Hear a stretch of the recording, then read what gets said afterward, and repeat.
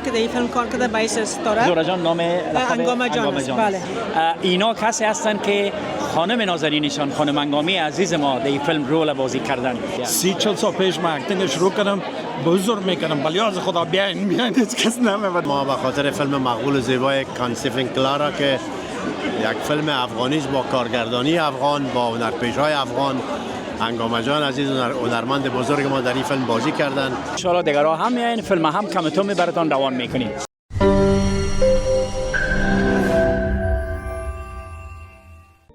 دوستان گرامی، هموطنان نازنین، ما در جای قرار داریم که امروز اول صحبتی که من میکنم از طریق خالد موزیک است که واقعا زحمات زیاد میکشه. خالد جان گل سینمای افغانستان که است، از محترم خود قیومی صاحب است که فیلمشان امروز نامینیت میشه و افغانای نازنین ما در اینجا زیاد تشریف آوردن. کوشش کنین که افغان خودتان را سپورت کنین. هموطنان نازنین ما، جهان سپاس از شما. من فتا کمال از طریق تلویزیون آریان افغانستان امروز خالد جان موزیک سنتر که از خودشان است برنامه‌های جالب همیشه دارن از طریق یوتیوب هم شما میتونین تعقیب بکنین و در اینجا بعداً صحبت‌های زیاد می داشته باشیم. جان سپاس از شما.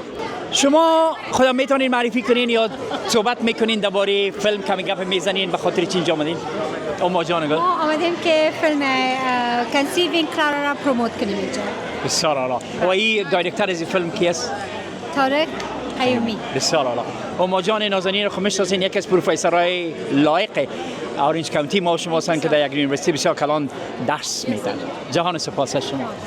اوه الهی جان څنګه خورکی تاسو جوړی از خیرتی دي دا د شه سړی می پیدا شه شاهزاده او بیوټیفل لیډیز د کندهار مارکیټ یو سو سټنینګ اند بیوټیفل ماشاءالله. ډېر خوشاله چې تاسو می ولیدل. چې څه پر راغلی نن دلته تاسو چې سپورټ هنگامه جانا د فلم چې راوځي زه خبرم نیم چې ایگزیکټلی چې په باره کې ریزوس ته شو سره علم but the افغان دغه باندې چې Afghan woman is moving up, we have to support her and be here and see how it goes. Thank you so much. فراموش نکنین هموطنان نازنین از کندهار مارکت این تو لباس‌های مقبول براتون بخرین که واقعا شهرت جهانی پیدا کرده.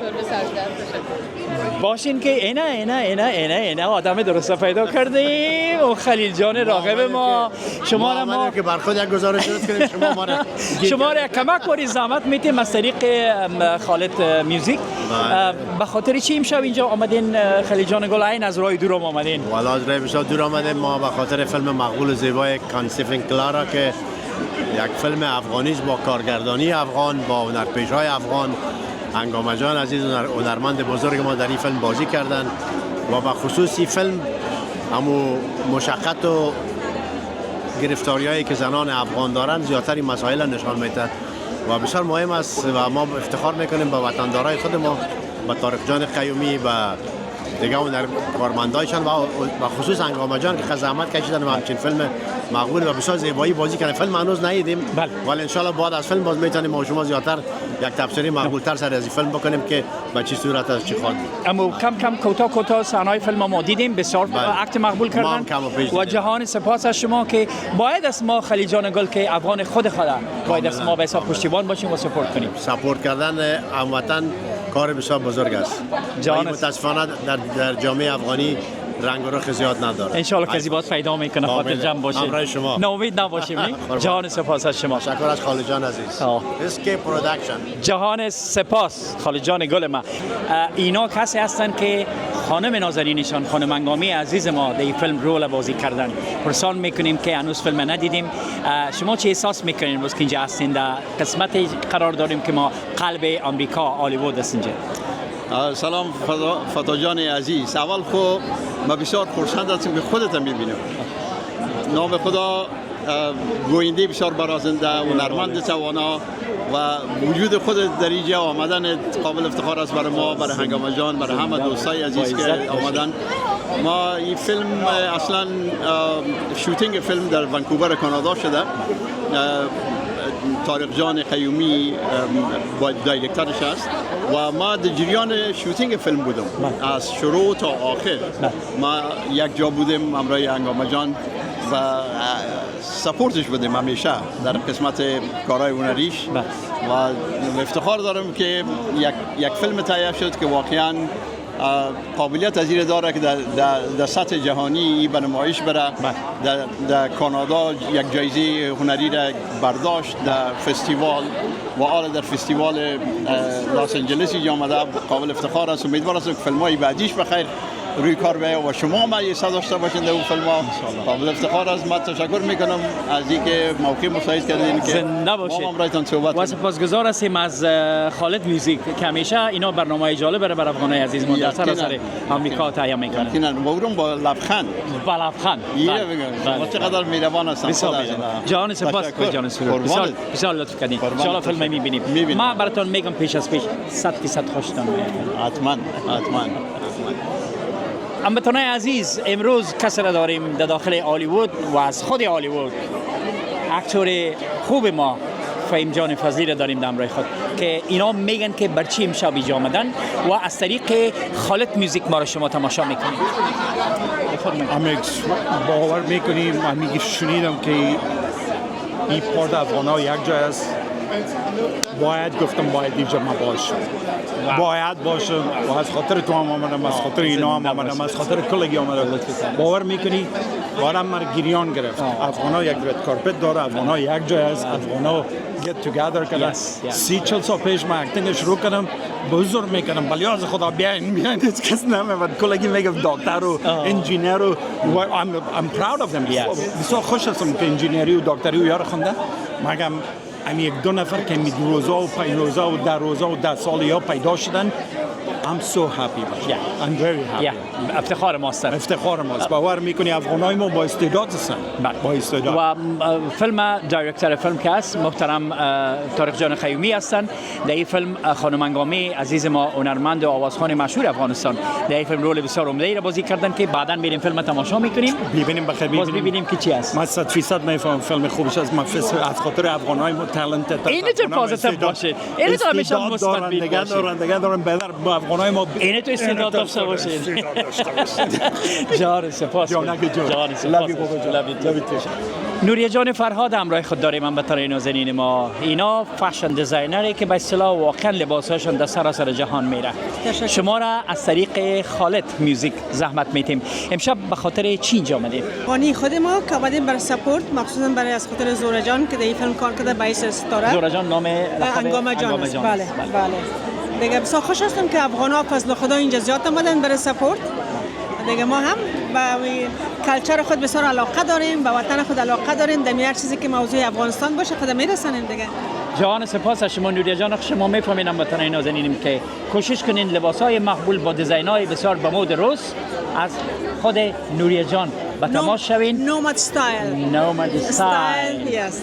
Don't forget about it. با عزت باشین. جان سپاس. و پیشتر براتون گفتم که دایرکتور فیلم که هستن محترم طارق جان خیومی هستن. بله ما معرفی شده به اوجه. آقای خیومی بله. گفتم که سلیمان جان بصیر Afghan American Business Alliance کسی که واقعا تمام تاجرای افغان که در خارج از افغانستان هستن به امریکا اینا به خاطر اینمی کاری که کردن جمع ساختن. شما امشب از طریق خالد موزیک چه میتونین بگین به افغانایتان و به خاطر چی اینجا آمدین؟ این من میفهم که کار بسیار آسان نیست که شما این کار کردین. باز هم بفرمایید یک کمی صحبت کنید. تشکر سرزای صاحب.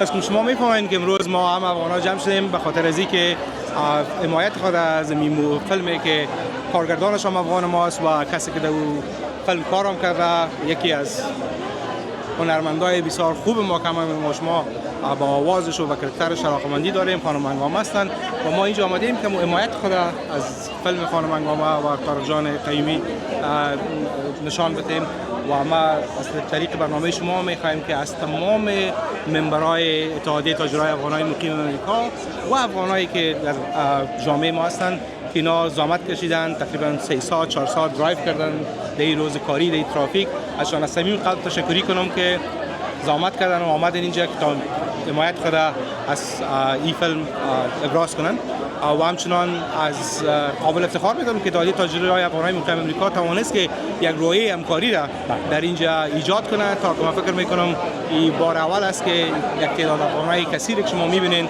در اینجا گرد هم جمع شدن تا که حمایت خود از یک افغان دیگه ابراز داشته باشم. جان سپاس محترم سلیمان جان بسیل، یک انسان بسیار خیرخواه و همیشه برنامه‌های بسیار جالب را در ماه دوبار اجرا میکنن برای تاجرایی که در داخل آمریکا هستند. تشکر. ممنون از دوستان گرامی، هموطنان عزیز، از طریق خالد موزیک ما امروز ستاره مشهور افغانستان، آوازخوان خوب و خوش آوازی که به دل‌های همگیتان جا داره، هنگامه جان نازنین که لقبشان زوره جان نازنین داریم. از پیشم پرسان میکنیم که امروز چرا اینجا آمدن و در هالیوود در خود قلب آمریکا هستند. قربانتان، سلام به شما. امروز به خاطر آمدیم که فیلم کنسیوینگ کلارا به سینمای چینیز تئاتر به نمایش میره و دوستای عزیز ما، افغانای عزیز ما چهار طرف هستن، ما سپورت کردن آمدن، ازشان تشکر میکنم و تشکر از شما که آمدین. ولی به خاطر نمایش فیلم آمدیم به لس آنجلس. به خاطر شما آمدیم اینجا. قربان شما یک ستاره واقعا آوازخوان خوب، از همه بیشتر اخلاق و تربیت شما قابل ستایش است. چنان از شما. و نازنینی که در پالی شما نشستن، اینا فکر میکنم که وحشیان سرور بابی اولادای شما هستند. فاطمه جان بیخی فهمیدی. قربان انسان با محبت. ما افتخار میکنم که در جمع شما هستم.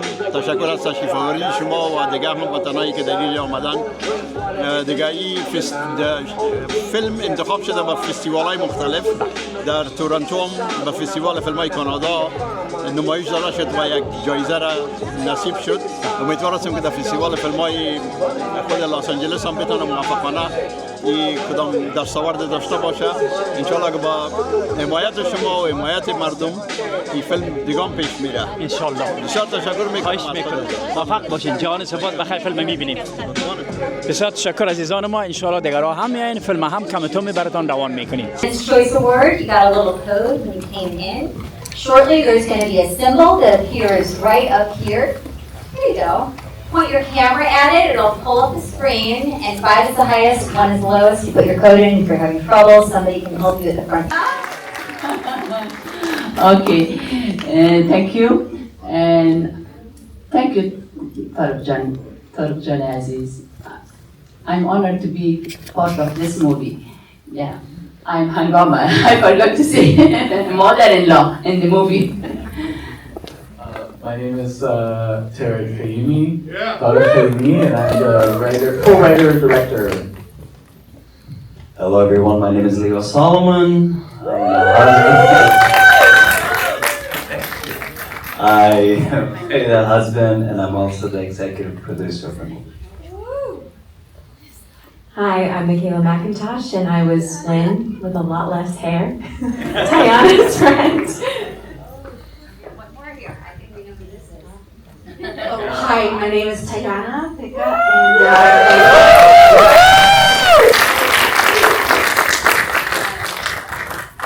Okay, so I guess this first one is for you. What a really interesting and powerful and complex story. Tell me a little bit about what inspired this. My understanding is it's very interesting. Yeah, it's a personal story where we wanted to have kids, and we went through, we thought it was going to be easy, but we went through like 5 years of like, we went through this, we have a baby, and then we had the IVF, and then we thought we were alone. We then found out that a lot of couples in the world are going through this, and the film is really also about, we talk about a lot about postnatal depression in the media, but there's also prenatal and natal depression, because when you can't have a baby and then you are given these hormones, they push you extra hard into that zone of depression. And I saw that the first time with my partner, and we decided that we're going to make this film to, just give voice to this. And what was it like revisiting that for you? you mean going through Yes, yeah. Yeah, that was a very, very interesting actually process. It started with Tarek, who actually, we were on a ferry and he was like, we were crazy, and I was like, I think we should just line this out and talk about it. And I was like, no, we're not gonna do this. And he was like, no, I think it's a good idea, let's do it. And we did make a good album, we put it to the side, and then in a period of a few years, I think it was, right? Actually, the script went like through many stages, and it really went like through being a horror film, we went through being like a ghost story, we went through having different characters die along the way and so on, and we were like, not like, I don't think we were going to shoot this, but it also felt really important to go through this process. And then at some point, actually, we decided to be like, okay, we're gonna write what we feel like is the closest to our experience, and we're just gonna try to be honest with it. And so this is what came out of it, yeah. So what was the most challenging scene for you to shoot this? Or was there any scene in particular you were... For me, the most challenging scene was the birth scene, because you actually shot a live birth. And I think it's like the first, you came too. Yeah, it was the first narrative that is not a documentary that has shot a live birth.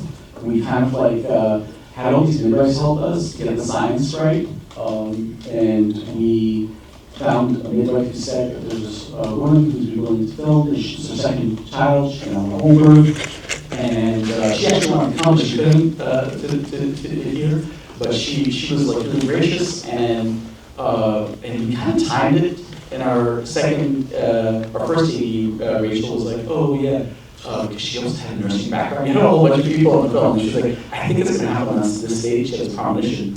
And it actually happened. We got this phone call, and then she was going to labor, and then we went to bed, and our phones were put off, do not disturb. And then we got a phone call at 3 or 4 in the morning. We packed the car, Tana, and we took, Leo came, a sound person came, a focus puller, and our 2-year-old daughter. Our 2-year-old daughter came with us. And then we shot this fantastic scene. We almost missed it, because you think that, like in the script, there was this really arduous, hard birth, as you see in other films that are fake, but in reality, this home birth, it just popped up. You saw it there. It was just, people think it's fake, but when you're not rushed or you're not like in a position to be, a fear and you're relaxed, that baby It's not just up. being relaxed that makes it a little bit too easy, you know. Like, but Simone is really a different nowadays. Okay, that sounds like after interviewing all the other mamas, like I tried to be very relaxed, but it didn't help. But Simone, this was her second baby. She just had her third home birth. And actually the second home birth was literally the one that we attended was actually free birth because there was even no midwife. She just came half an hour later once the baby was already out. But you know, Simone is a doula, and Simone is also like really into this whole birthing world, and she's a nurse and she knows a lot about it. So, yeah. But it is possible to have beautiful, unmedicated home births. So, were there any significant differences between what we saw in the movie and what happened in real life? Oh yeah. Yeah. Anything you want to tell us that or no? Well, you know what? Okay. It's okay if not. No. I'm getting used to it now because I realized like it was like it goes like in 3 stages. The first stage was kind of like opening up to my partner, and back then to like friends along the way after many years where I felt like, okay, this is such a lonely road, I have to talk to somebody, and I was feeling so well to do this, and then now to actually share it, the film, I was like very nervous about it, and it's almost like overcoming another hurdle of like, I have to talk about it. What was the question?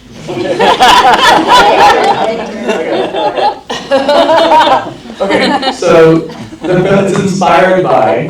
Definitely don't go up to my mother and say that she's like that. Oh, because yeah. you don't even own a restaurant. Oh, that's a good one, yeah. But, you know, it's all inspired and it captures the essence of it. I can tell you there's even a scene that I can tell you that happened between us while Tana was on IVF hormones that I couldn't put in the movie because people wouldn't believe. But I'll tell you after when we go to the Roosevelt Hotel across the street. But, you know, like, so it's inspired by, but then as we go through the 18 or 19 drafts of this thing, it becomes this whole entity, and then, you know, and really, and I hope that the characters talked, and it wasn't us writers talking. When really scripts and these films pick up, then the characters start telling you what they want to do. So our story is an inspiration, and the rest is the characters actually whispering into our ears.